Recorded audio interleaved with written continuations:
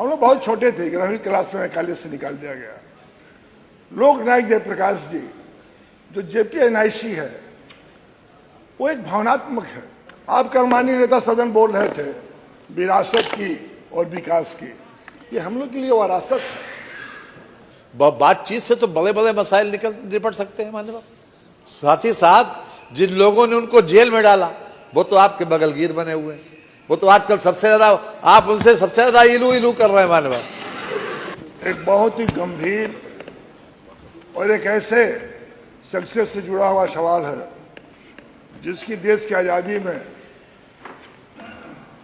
बहुत बड़ा योगदान रहा, और वो शख्स कि आप कल्पना नहीं कर सकते हैं जिसने जीते जी हमेशा जान को जोखिम में रखकर देश के माननीय अध्यक्ष जी बहुत बहुत धन्यवाद। आपके पीठ से मुझे बोलने का मौका मिला और बहुत भावनात्मक है माननीय अध्यक्ष जी। आपसे तो बहुत कुछ मैं सीखता हूँ, एक जिंदगी में कई जीवन जीने का जो तरीका आपसे सीखने को मिलता है वो बहुत कम लोगों को दुनिया में मिला है। इसलिए अध्यक्ष जी लंदन वाली बात वहीं पे है। नहीं अध्यक्ष जी, मैं उसको दिल से कह रहा हूँ, लेकिन आप कहीं कहीं प्लास्टिक वाला चल रहा है ना, तो समझ नहीं आता कि असली है कि नकली है। लेकिन यहाँ चलिए विषय पे सिर्फ ध्यान प्लीज एक ऐसे सवाल पर जी को अपनी जिंदगी पूरी जिंदगी जान को जोखिम में रखकर, हम लोग बहुत छोटे थे, 11वीं क्लास में कॉलेज से निकाल दिया गया। लोक नायक जयप्रकाश जी जो जेपीएनआईसी है वो एक भावनात्मक है, पक्ष हो या विपक्ष हो। आप किसी से पूछ लीजिए, जयप्रकाश जी को दौर भी मैं देखा हूं जब हम लोग बच्चे थे। नहीं, किसी बिल्डिंग से किसी महापुरुष के महत्व को तुलना नहीं की, उनका महत्व रहता ही रहता है हमेशा। अध्यक्ष जी देखिए, अध्यक्ष जी जो उनका हमेशा उसका सम्मान रहता है कि दोनों उनका व्यक्तित्व इतना बड़ा होता है कि किसी छोटी चीज के साथ उनको 3 बार जांच हो चुकी है। मैं एक बात बता दूं उनके बारे में, मेरे पक्ष और विपक्ष से बहुत सदस्य होंगे जो जयप्रकाश जी को नहीं जानते।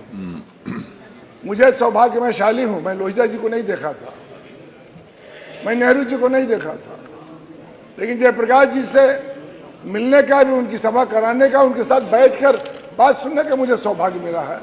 और 8 साल से जेपीएनआईसी इसलिए बंद कर दिया गया है, या उसका काम जिस पर 80% सरकार कह रही है कि 80% काम हो चुका है, और मात्र कभी कभी 90 कह रहा है, 10% और 20% की वजह से इतनी खूबसूरत इमारत जो केवल उत्तर प्रदेश लखनऊ की नहीं देश के लिए, आप कर्मानी नेता सदन बोल रहे थे विरासत की और विकास की, ये हम लोग के लिए विरासत है। आप भी माननीय संसदीय कार्य मंत्री जी जानते हैं, आप भी कहीं ना कहीं भावनात्मक जुड़। मैं इसलिए कह रहा हूं, इसमें जो नौजवान विधायक बैठे हैं, 77 से पहले कोई नौजवान विधायक बनने का सपना भी नहीं देख सकता था। देश की दूसरी आजादी की लड़ाई की शानदार योद्धा जयप्रकाश जी का वो छात्रों का नवनिर्माण, गुजरात से जो आंदोलन चला, उस आंदोलन से कितने नौजवान आए जो देश में बनाने के लिए और देश में कुछ करने के लिए नया। एक बिल्डिंग से क्या मतलब है, वो तो बहुत बड़ा है ही है, लेकिन उसको यहाँ क्यों जोड़? मतलब ये है, मतलब इसलिए है कि मतलब है। हाँ बताइए।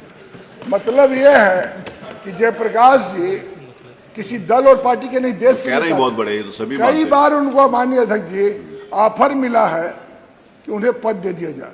वो शख्स थे जब देश की आजादी की लड़ाई के बाद जब देश की सत्ता की भागीदारी हो रही थी, तो वो शख्स थे जो सत्ता को लात मारकर गरीबों, किसानों, नौजवानों के लिए सत्ता को छोड़कर समाज के लिए जीने का काम किया। उन्होंने भूदान आंदोलन से लगाए पता ना कितने आंदोलन, पूरी जिंदगी। माननीय अध्यक्ष जी वो ऐसे शख्स थे जो 1942 में भी नौजवान थे और 77 में भी नौजवान थे, और मरने के बाद भी नौजवान बन के गए हैं। ये बहुत बड़ी बात है। इसलिए मैं कहना चाहता हूं, आप पता कर लीजिए बाबा को महात्मा गांधी ने क्या कहा था, जब करो और मरो, ये वही देश है जो 1924-25 में चौरा चोरी कांड के बाद। बात सही है, लेकिन इस विषय ये ग्राह्यता पर माननीय अध्यक्ष जी मैं इसलिए कह रहा हूँ, उससे कौन विमत है? आप वो वकालत कर दीजिए। देखिए मित्र चापलूस से बहुत माइनर डिफेक्ट होता है। आप क्या मित्र चापलूस, मित्र भी वही हरकत करता है जो चापलूस करता है। हम और आप लेकिन बुरे दिन में मित्र गट्टा पकड़ के बचाता है, अच्छा पुलिस धक्का दे देता है। मैं आपसे कह रहा हूँ संसदीय कार्य मंत्री जी, आप भी हैं, वो बिल्डिंग को अध्यक्ष जी आप जाते हैं तो नहीं अच्छा लगता है क्या कि खराब है, कितनी अच्छी बिल्डिंग है, क्या नहीं है? 24 उसमें लिफ्ट है, 12 माननीय अध्यक्ष जी आप पता कर लीजिए, इतनी खूबसूरत बिल्डिंग। आप इंडिया इंटरनेशनल सेंटर में मुझे भी जाने का सौभाग्य मेरा, सेंटर यूनिवर्सिटी से पढ़े, 12 एक्सीलेटर है, 4 एक 2000 का रहने वाला क्षमता का हॉल है, ऑडिटोरियम, एक 1000 का है और 2 500 का है। उसमें कई लोगों ने काम किया। हम ये जानना चाहते हैं जी कि जो बनाया था उसको तो राज्यसभा बनाने के लिए पता ना क्या क्या खेल खेल दिया आप, और जो बना जिसके नाम पर उसके लिए पता ना क्या दर्द है, क्या पीड़ा है। मैं तो संसदीय कार्य मंत्री से कहूंगा कि आप नेता सदन से हम लोग कमेटी बना लीजिए, पक्ष विपक्ष को ले लीजिए, जो हम कह रहे शुभारंभ कर दीजिए, जो रुका हुआ है तो बहुत खूबसूरत भवन है। धन्यवाद। वो देश और प्रदेश के लिए नहीं कोई डिबेट थोड़ी हो रही है। माननीय अध्यक्ष जी, मैंने ध्यान आकर्षण के लिए सुनना भी नहीं था ना। अरे वो ठीक है, मेरे कोई बंद नहीं किया गया। माननीय मंत्री, अरे वो ठीक है, हमने भी थे क्या, मैंने भी किया था, मैं छोटा था तो मैं भी किया था। बैठिए। अरे हम लोग बच्चे थे तब भी हम उसमें शामिल थे। बैठिए। अरे मेरी बात सुनिए, जो जयप्रकाश नारायण आंदोलन में जिन्होंने विरोध किया था, जहां पर जयप्रकाश नारायण का आंदोलन शुरू हुआ था, जिस कारण से आज आपके दोस्त हैं। बैठिए। माननीय अध्यक्ष जी,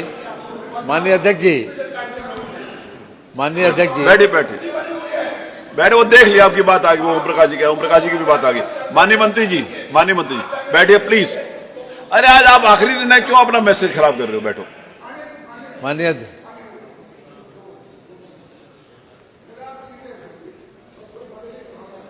ईमानदारी से कह रहा हूं, मैं ये भी नहीं कहा मुझे श्रेय स्रोत मिल जाएगा, मेरा क्षेत्र भी नहीं है, लेकिन एक बड़ी इमारत जिस पर सरकार दिखाई जाए, ये क्या राष्ट्रीय क्षति नहीं है? क्या इस सरकार की क्षति कौन खाली समाजवादी पार्टी की क्षति है?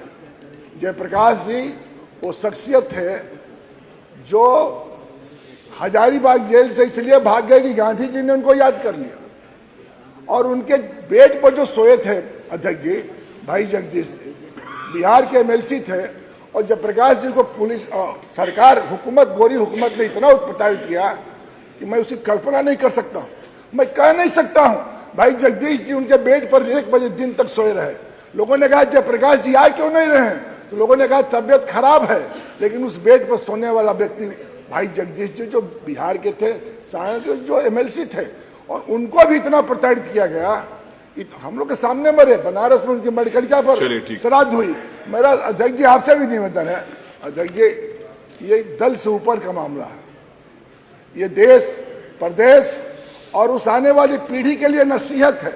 इसलिए मैं आपसे कहना चाहता हूं कि इस पर अध्यक्ष जी हम पक्ष और विपक्ष सबसे कहना चाहता हूं, मैं आपसे भी कहना चाहता हूं अध्यक्ष जी। अच्छा अध्यक्ष जी ये बताइए, हम लोग को शरण कौन देगा? आपके सिवा कौन है जिससे हम अपनी गुहार लगा सकते हैं, जिससे हम कह सकते हैं? इसलिए आपके संसदीय कार्य मंत्री जी से भी कहूंगा कि आपके साथ बहुत बार काम किया हूं मैं, और मैं जानता हूं जब यहाँ रहते तो कितना अच्छा बोलते थे, अभी भी अच्छा जाने के बाद कहीं बदल गए। वहां भी अच्छा बोलिए ना। अरे जी आप जानते हैं उतना दिन हम परिवार के साथ रहे जितना दिन आपके साथ सदन में हम लोग रह रहे हैं। ठीक है, समझ रहे हैं कि ये रिश्ता कम है। इन्हीं बातों के साथ बहुत बहुत धन्यवाद अध्यक्ष जी। मैं इतना जरूर कहूंगा, माननीय अध्यक्ष जी, आप कुछ नहीं कहिएगा, आप मुस्कुरा वही करो। आपकी जिंदगी से, एक जिंदगी से कई जीवन जीने का जो आपसे सीखने का मिल रहा है, उनको भी सिखा दीजिए। और संसदीय कार्य मंत्री जी को मुझे भरोसा है, संसदीय कार्य मंत्री जी नेता सदन को समझा लेंगे तो पक्का काम होना है। जब तक इनके हाँ में ना हो और ना में भी हाँ, तो मैं इतना ही कहूँगा संसदीय कार्य मंत्री से थोड़ा सा दिखा दीजिए। बहुत बहुत शुक्रिया।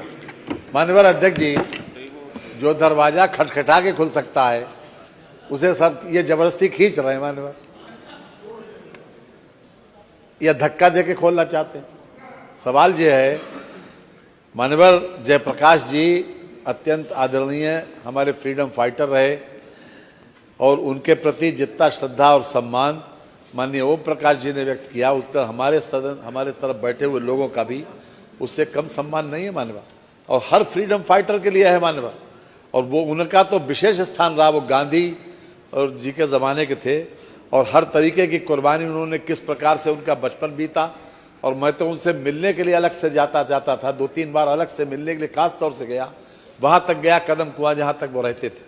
खैर वो बहरहाल उसका कोई मतलब नहीं है। यहाँ पर जो विषय है वो केवल ये है कि उनका जो भवन है उस विषय के बारे में मैं तो आपसे कहता हूँ, जो विषय मैंने आपसे कहा था उस वक्त भी कहा था जब ये बैठे थे वहाँ आपके पास, कि जो व्यक्तिगत रूप से आप लोग उनसे मिल के बात कर लीजिए, मैं समझता हूँ कि कोई न कोई समाधान निकल आएगा। लेकिन यहाँ पर विधानसभा में हम आपकी भावनाओं को पहुँचा देंगे, लेकिन सवाल ये है कि जैसा शुरू में कहा कि आप जो दरवाज़ा खटखटा के खोल सकता है, आप उसे धक्के से खींच के खोलना चाहते हैं। सवाल ये है, आप बैठ के बात कर लीजिएगा, आप लोग मिल लीजिएगा, कोई ऐसी वो नहीं है। और क्या, मिल लेना चाहिए, मिल लेना चाहिए, बात कर लेना चाहिए। कोई चीज़ अगर है, बातचीत से तो बड़े बड़े मसाइल निपट सकते हैं माननीय। साथ ही साथ जिन लोगों ने उनको जेल में डाला वो तो आपके बगलगीर बने हुए हैं। वो तो आजकल सबसे ज्यादा, आप उनसे सबसे ज्यादा इलू कर रहे हैं माननीय। धन्यवाद।